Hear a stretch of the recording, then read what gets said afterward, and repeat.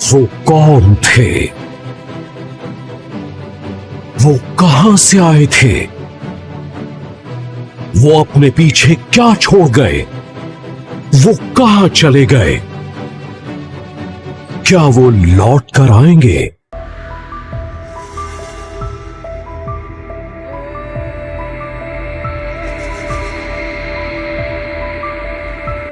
हमें पता है हमारे यूनिवर्स का फॉर्मेशन एक बिग बैंग के बाद हुआ है, और ऐसा नहीं है कि स्पेस में खाली एक ही यूनिवर्स है।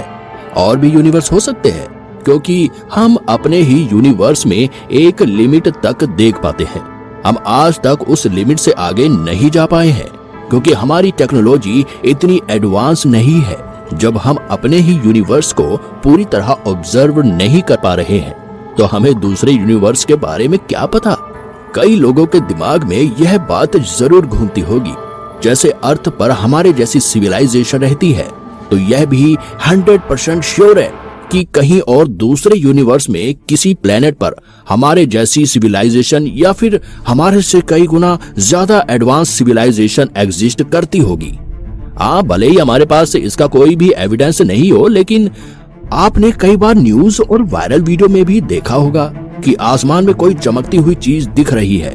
इसे कई लोग एलियन से कनेक्ट करते हैं कि दूसरे प्लेनेट से कोई मिस्टीरियस चीज हमारी अर्थ पर आने की कोशिश कर रही है। शायद यह एलियंस ही थे।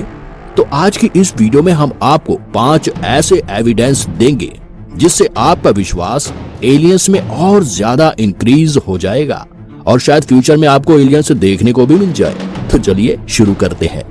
सबसे पहले चलते हैं जो पहला एविडेंस है जिससे पता लगता है कि शायद एलियंस एग्जिस्ट करते हैं।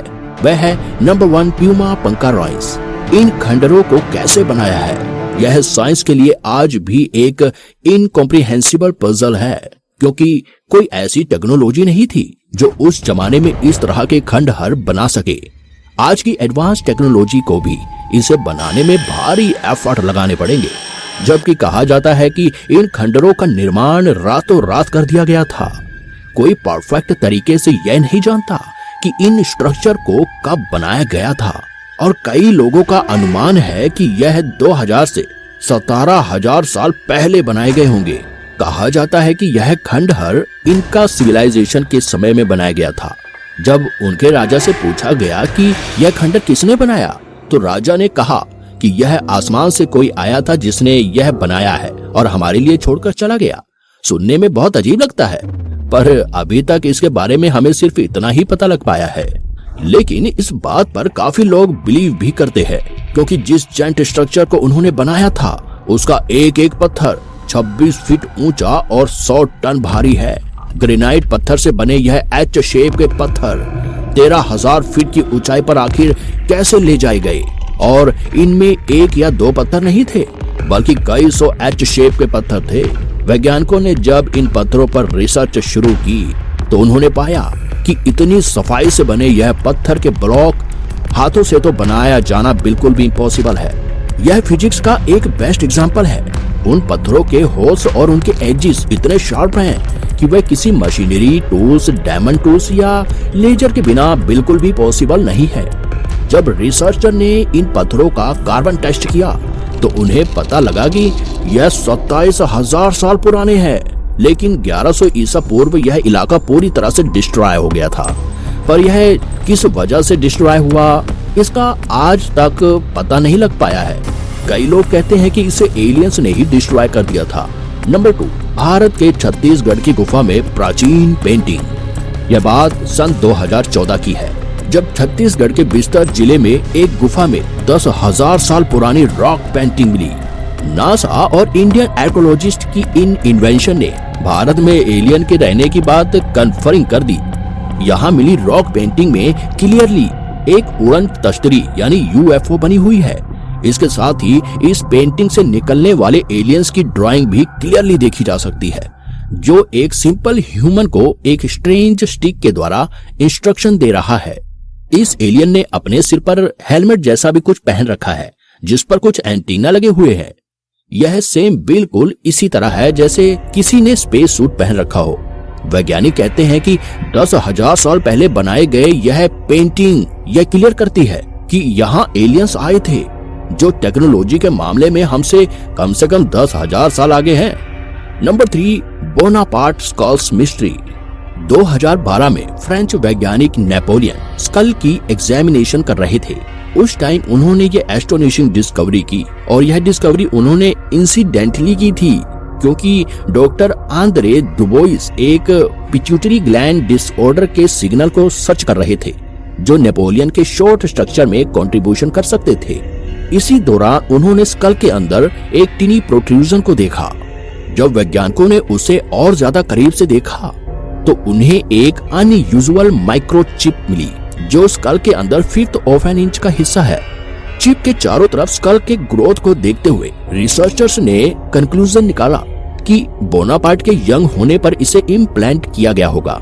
रिसर्चर्स ने माना कि यह एक माइक्रोचिप थी, लेकिन यह बात सोचने वाली थी कि उस समय माइक्रोचिप कैसे आई, जबकि उस टाइम तक तो कोई भी इतनी एडवांस टेक्नोलॉजी एग्जिस्ट करती ही नहीं थी। तो उनके स्कल में यह माइक्रोचिप आखिर आई कैसे?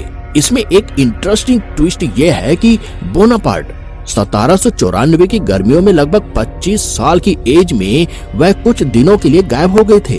क्या पता यही वो टाइम था जब किसी ने उनके स्कल में एक माइक्रोचिप इम्प्लांट की थी। अब उस टाइम हमारी सिविलाइजेशन इतनी एडवांस तो थी नहीं, तो इसका साफ साफ यह मतलब निकलता है या तो हमारे प्लेनेट के अलावा किसी दूसरे प्लेनेट की एडवांस सिविलाइजेशन ने ऐसा किया हो, या फिर शायद बोनापार्ट भी एक एलियन ही हो, क्योंकि अभी तक हमें एलियंस के लुक्स के बारे में कुछ नहीं पता है कि एलियंस आखिरकार दिखते कैसे हैं। क्या एलियंस बॉलीवुड मूवी कोई मिल गया की तरह दिखते हैं या फिर आमिर खान की पीके की तरह दिखते हैं? हमने सिर्फ फिल्मों से ही गैस किया है कि एलियंस किस तरह दिखते होंगे, मगर इस बारे में वैज्ञानिक क्या सोचते हैं?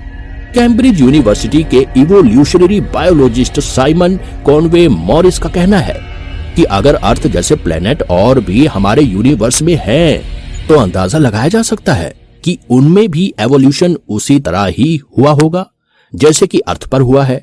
इसीलिए शायद वह देखने में भी हमारे जैसे ही हो, और शायद वे हमारे से कई गुना ज्यादा एडवांस भी हो सकते हैं। Number 4, random object in sky. आप में से बहुत से लोगों को फोटोग्राफी का भी शौक होगा। कई लोग अपनी फोटो क्लिक करवाते हैं तो कई लोग नेचर की फोटो क्लिक करते हैं, लेकिन कई बार हमारे फोटोज में कोई ऐसे रैंडम ऑब्जेक्ट आ जाते हैं जो बहुत ज्यादा चौंकाने वाले होते हैं। इसी तरह एक बार 23 जुलाई 2014 में लखनऊ के राजाजीपुरम नाम की जगह में एक बार एक लोकल बॉय सनसेट की बहुत सारी पिक्चर्स क्लिक कर रहा था।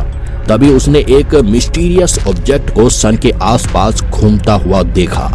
पहले तो उसने सोचा कि यह कोई प्लेन होगा, लेकिन जब वह रैंडम ऑब्जेक्ट एक बड़ा ही यूनिक पाथ फॉलो कर रहा था तो उसे शक हुआ कि यह प्लेन तो नहीं हो सकता, क्योंकि प्लेन एक ही डायरेक्शन में मूव करता है।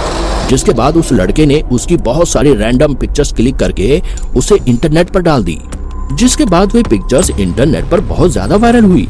लेकिन उनके बारे में आज तक कोई भी क्लियर तरीके से यह एक्सप्लेन नहीं कर पाया कि वह रैंडम ऑब्जेक्ट आखिर था क्या।